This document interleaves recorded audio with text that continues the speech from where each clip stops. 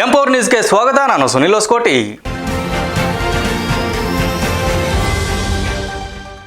ಪಾವಗಡ ತಾಲೂಕಿನ ಬೂದಿಬೆಟ್ಟ ಗ್ರಾಮದಲ್ಲಿ ನೀರಿಗಾಗಿ ಗ್ರಾಮಸ್ಥರು ಪರದಾಡುತ್ತಿರುವ ಸಾರ್ವಜನಿಕರ ಮನವಿಗೆ ಸ್ಪಂದಿಸದ ಪಿಡಿಒ ವರ್ಗಾವಣೆ ಗ್ರಾಮಸ್ಥರ ಆಗ್ರಹಿಸಿದ್ದಾರೆ.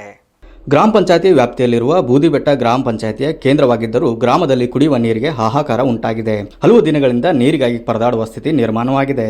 ಕಳೆದ 2-3 ತಿಂಗಳಿನಿಂದ ನೀರು ಬರದ ಕಾರಣ ನೀರಿಗಾಗಿ ಗ್ರಾಮಸ್ಥರು ಪಕ್ಕದ ಗ್ರಾಮಗಳಿಗೆ ಮತ್ತು ಮಹಿಳೆಯರು ನೀರು ತರಲು ಕೊಡಗಳನ್ನು ಹಿಡಿದು ರೈತರು ಕೊಳವೆ ಬಾವಿಗೆ ಹೋಗುತ್ತಿರುವ ದೃಶ್ಯಗಳು ಕಂಡುಬರುತ್ತಿವೆ. ಗ್ರಾಮ ಪಂಚಾಯತಿ ಅಧಿಕಾರಿಗಳ ದಿವ್ಯ ನಿರ್ಲಕ್ಷ್ಯದಿಂದ ಗ್ರಾಮದ ಜನರು ನೀರಿಗಾಗಿ ಪರಿತಪಿಸುತ್ತಿದ್ದಾರೆ. ಸ್ಥಳೀಯ ಗ್ರಾಮದ ಪವನ್ ಕುಮಾರ್ ಮಾತನಾಡಿ, ಈಗಾಗಲೇ 2-3 ಬಾರಿ ನೀರಿನ ಸಮಸ್ಯೆ ಬಗ್ಗೆ ಪಿಡಿಒ ಗಮನಕ್ಕೆ ತಂದಿದ್ದು ನಮ್ಮ ಮನವಿಗೆ ಸ್ಪಂದಿಸುತ್ತಿಲ್ಲ. ಪಿಡಿಒ ಕಾರ್ಯವೈಖರಿ ಸರಿಯಿಲ್ಲ, ಕೂಡಲೇ ವರ್ಗಾವಣೆ ಮಾಡಬೇಕೆಂದು ಆಗ್ರಹಿಸಿದರು.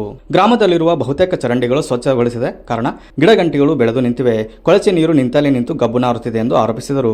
ಘನ ಮತ್ತು ತ್ಯಾಜ್ಯ ವಿಲೇವಾರಿ ಮಾಡಲು ತ್ರಿಚಕ್ರ ವಾಹನ, ಸ್ವಚ್ಛ ವಾಹನ ಖರೀದಿ ಮಾಡಿದ್ದು ವಾಹನದ ಮೇಲೆ ನಾಮಫಲಕವಾಗಿಲ್ಲ ಅಥವಾ ಯಾವುದೇ ಬರವಣಿಗೆ ಇಲ್ಲದೆ ಗ್ರಾಮದ ಹೊರವಲಯದಲ್ಲಿ ಅನಾಥವಾಗಿ ನಿಂತಿದೆ. ಈ ವೇಳೆಯಲ್ಲಿ ಚಿದಾನಂದ್, ಕೋಟೇಶ್, ಓಬಳೇಶ್, ಕುಮಾರಸ್ವಾಮಿ, ರಮೇಶ್, ಅಕಲಪ್ಪ, ನಾಗರಾಜು, ಮಹಾಲಿಂಗ್, ನಿಂಗಣ್ಣ, ದನಮ್ಮ, ಗೌರಮ್ಮ, ತಿಮ್ಮಕ್ಕ ಇನ್ನು ಮುಂತಾದವರು ಉಪಸ್ಥಿತರಿದ್ದರು.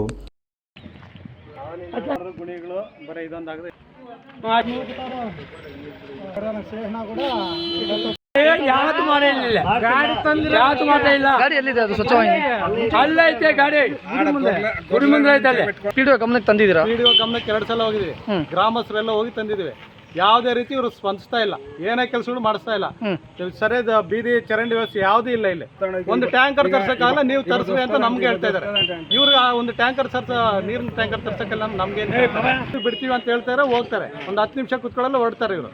News reporter Shivanand, empower news, Pavagada. ಇದಿಷ್ಟು ಈ ಹೊತ್ತಿನ ಸುದ್ದಿ. ನಿರಂತರ ಸುದ್ದಿಗಾಗಿ ನೋಡ್ತಾ ಇರಿ ಎಂಪವರ್ ನ್ಯೂಸ್.